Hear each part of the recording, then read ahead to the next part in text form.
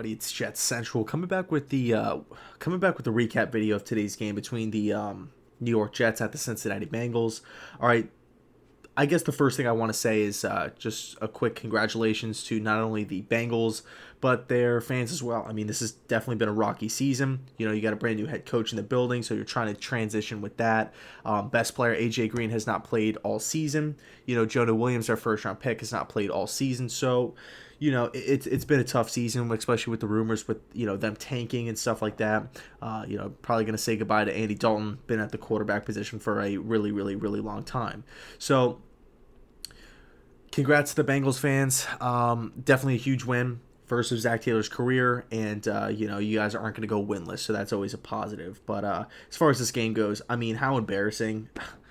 Second time in a row, the New York Jets lose to a team that's tanking a winless team. All right, completely. It just sucks, right? It's just, and at this point, it's almost laughable.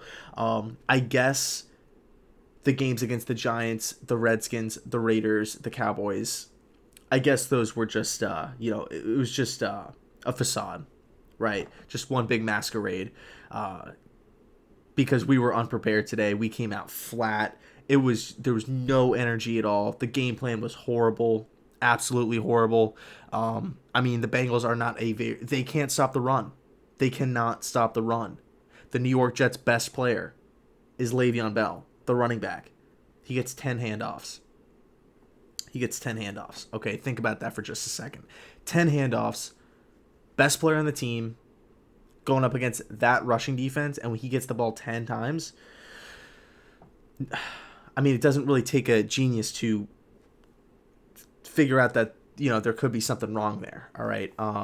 What else? The offensive line play was god awful. Sam Darnold was taking sacks. He should have been throwing the ball away. It was just bad. There was multiple drops all over the field. Robbie Anderson had a drop, even though it was a question. It wasn't that good of a throw. Ryan Griffin, there was just Braxton Berrios had a really, really, really bad drop as well. I mean, the Jets just didn't come out to play today. That's the bottom line. O-line played bad. Quarterback played bad. Wide receiver played bad. Tight end play, not good. The defense was just letting Andy Dalton, the Red Rifle, Andrew Dalton shred him. I mean, that touchdown pass, that touchdown throw to, I think it was Tyler Boyd, beautifully, beautifully, beautifully thrown by Andy. One of the best throws I've seen all year, right? Incredible throw by Dalton. He actually, I think, ended up breaking a franchise record for most passing touchdowns, so shout out to him. Huge accomplishment. But, yeah, I mean, I don't want to say, same old Jets kind of thing, but it just kind of goes back to what we were talking about in the preview video. What did we say on that preview video? We were talking about how the Jets cannot sleep on the Bengals because this Bengals team, even though they don't have any wins, they're a better football team than teams like Miami and Washington and even the New York Giants. This team fights for their head coach. Yes, like I said, they don't have any wins, but they still hang around, right? They're in games. They're in games with Pittsburgh. They're a playoff team. They push Seattle to the brink. That's arguably one of the best teams in the league. So this Bengals team, you can't underestimate them. What did the New York Jets, what did Adam Gase, what did Greg Williams do? They underestimated the Bengals. We lose. Do teams like the Baltimore Ravens, New Orleans Saints, New England Patriots, do teams like that, do the Seattle Seahawks, do the Green Bay Packers underestimate teams and come out flat and lifeless? No. Do championship teams do that? No. Do division winners do that? No. Unless you're in the NFC East, then maybe. But outside of outside of that, it's frustrating. It's disappointing to watch. But at the end of the day, you can't let it get you too down. At this point in the season, we did string along a couple cool wins, a couple good wins, and hey, we might come out of the gate next week and beat Miami. Who knows? But this has always been Adam Gase's MO. He is not great. He's not even a good coach.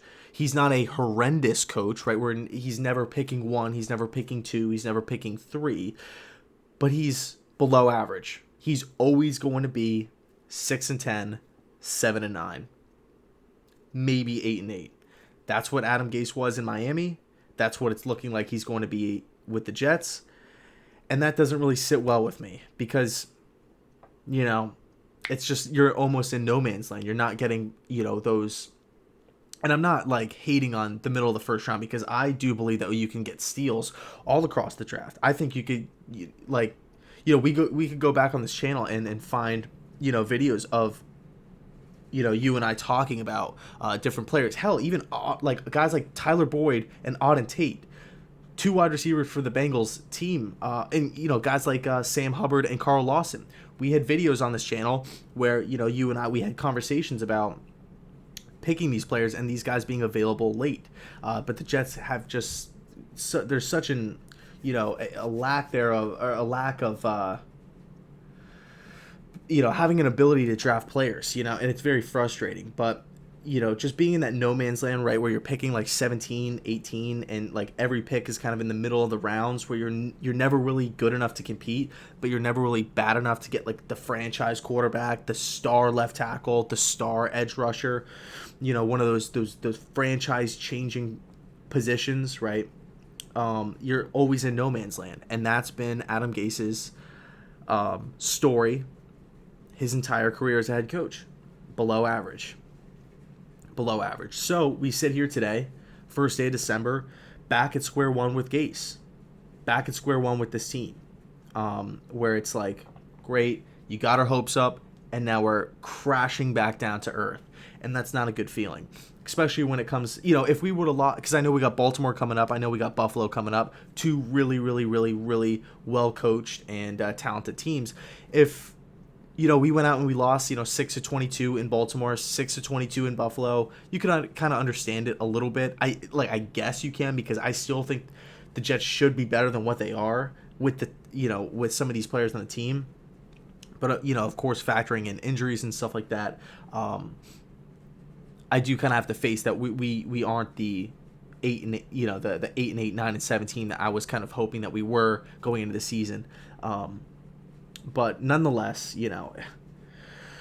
if we would have lost or put up a score like that against those teams, right, two credible teams, well coached and this and that, it's one thing. But to go out there and lose to, record-wise, the worst team in the league, it sucks. All right, it's embarrassing. Once again, Jets fans all across the world are going to be, ridiculed and laughed at by other fans of the NFL, by main sports media outlets, news, sports media outlets, whatever.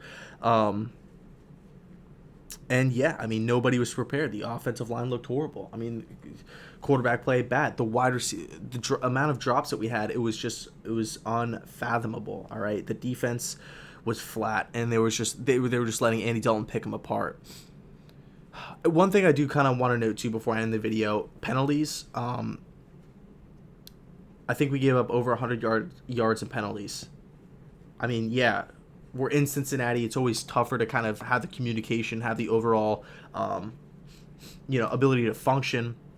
It's harder to do that on the road, right? Especially when it's cold out too. You kind of have the false starts. You kind of have the holdings, bad weather games, crowd noise. It affects it all. But to give up 100 extra yards to a winless football team, to what the Bengals had. I mean, the Bengals barely give up any penalties. What do they give up? 2, 3? I think there was 2 or 3 penalties all day for Cincinnati. Some people are going to say, "Oh no, it's rigged." Why would it be rigged? It's not rigged. It's just poor coaching, poor execution on the Jets' part. Has nothing to do with the referees. Nothing at all. So I'll leave it there. We got a ton of stuff to clean up, but very winnable game. Actually, you know what? I don't want to say it's a very winnable game anymore, because the Jets, last time we played Miami, we got our asses kicked, and I don't have my phone on me. I don't have the scores. Maybe I do on the computer. No, I don't have the scores on me. But last time I checked, right before I started making this video, the Dolphins were beating Philly. The Miami Dolphins at home were beating the Philadelphia Eagles. Okay, so this is not an automatic win. Are the Dolphins actually going to be favorites? I don't know. We'll see. But it would not shock me in the least if the Dolphins are minus 3.5 come when Vegas puts out the line. So we'll see what happens. Anyway, New York Jets lose. Let me know your thoughts down below in the comment section. Back at square one with this team. And it is what it is. So let me know your thoughts. And as always, thanks so much for watching. And go Jets.